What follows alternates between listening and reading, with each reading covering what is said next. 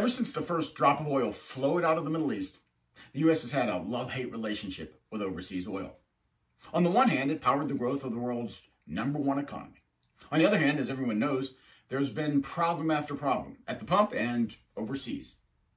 And then there's the financial end, America's huge trade deficit, of which oil played a leading role. 19% of total imports as recently as 2008.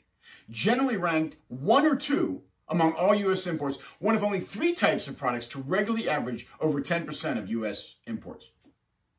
Then what a huge accomplishment it is for the U.S. to become the world's leading oil producer, producing more than Saudi Arabia, Russia, or anybody else.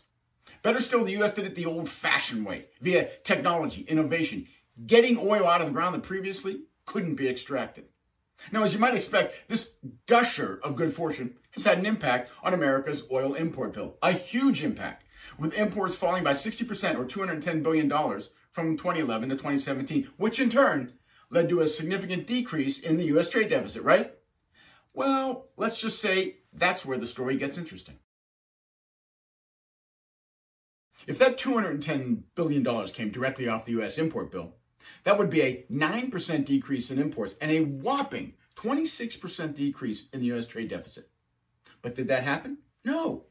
In fact, America's imports actually increased over that period by a huge $344 billion if you net out the oil decrease. So the total imports actually increased, as did the trade deficit. Now you might ask, what did America buy instead of oil? Well, a bunch of stuff, but mostly smartphones and automobiles. So it turns out, if you save an American $1 on oil, the first thing he wants to do is buy a Beamer. So let me summarize the significance of this. Trade deficit reduction will never get better than this. Critical commodity, #1 U.S. import, decreased by 60%, and not via tariffs, but through technology, productivity. It doesn't get better than that. No tariff or currency adjustment or any other measure will ever match that. Did that lead to a decrease in the overall trade deficit? No. The U.S. trade deficit actually increased because America just spent money on other things. That is how persistent American spending is. We save money here, we just spend it over there. This reinforces the point we've been making. You can't just look at a trade deficit and assume it must be due to unfair trade. You have to look at the big picture, the other side of the equation, spending. If you want to target specific, trade measures, tell another country to remove a tariff, that type of thing, okay, that makes sense.